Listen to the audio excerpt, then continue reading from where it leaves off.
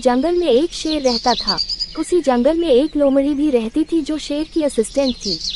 लोमड़ी जंगल में जानवरों का पता लगाती थी और आकर उसकी सूचना शेर को दे देती थी। शेर बड़ा ही खूंखार और क्रूर था।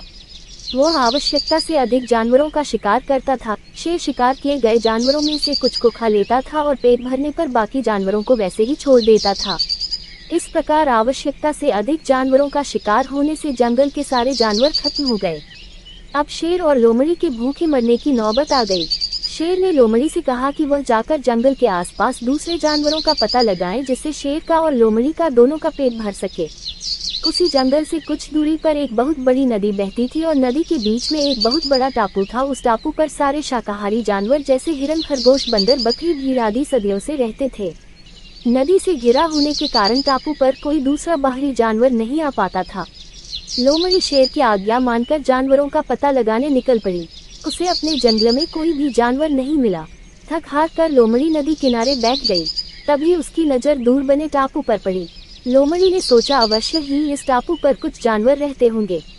ऐसा सोचकर लोमड़ी तैरकर टापू पर जाकर देखती है तो वहाँ बहुत से शाकाहारी जानवर थे, किंतु कोई भी मांसाहारी अथवा शेर को चुनौती देने वाला जानवर नहीं था। ये देखकर लोमड़ी बहुत खुश हुई और अपने जंगल लौटकर उसने शेर को सारी बात बतलाई। लोमड़ी की बात सुनकर शेर बहुत खुश हुआ और उसने लोमड़ी को शाबाशी दी। दूसरे दिन शेर लोमड़ी के साथ उस टापू पर जानवरों का शिकार करने के लिए पहुंच गया। टापू पर शाकाहारी जानवरों को देखकर शेर के मुंह से लार टपक रही थी। उसने एक ही दिन में बहुत सारे जानवरों को मार डाला और कुछ जानवरों को खाकर बाकी जानवरों को छोड़ दिया। शेर लगातार 2 दिन इसी प्रकार शिकार किया। टापू के सारे जानवर शेर से बुरी तरह डर गए और सभी ने एक सभा बुलाई। सभा में शेर से बचने के उपाय पर चर्चा हुई। सभी ने अपने अपने सुझाव दिए। सभा में एक बूढ़ा बंदर भी था जो अपनी बुद्धिमानी के लिए जाना जाता था। सारे जानवरों ने उस बूढ़े बंदर से सुझाव मांगा।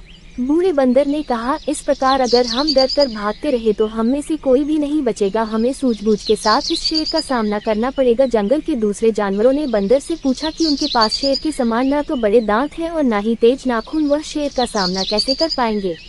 बूढ़े बंदर ने कहा, हमें आमने सामने की लड़ाई नहीं लड़ना है बल्कि युक्तिपूर्ण तरीके से शेर को खत्म करना होगा।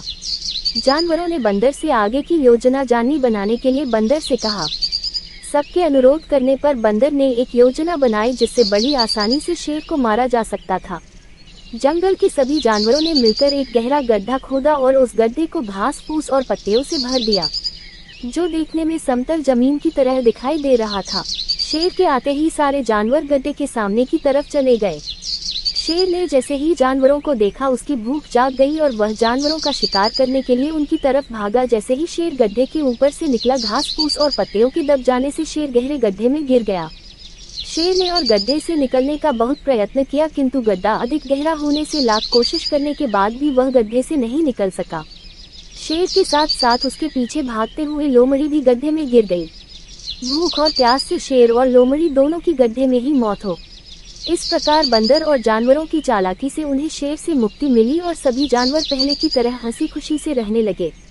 शिक्षा। शेर और बंदर की कहानी से हमें शिक्षा मिलती है कि बुद्धिमानी से बड़ी मुसीबत का सामना आसानी से किया जा सकता है।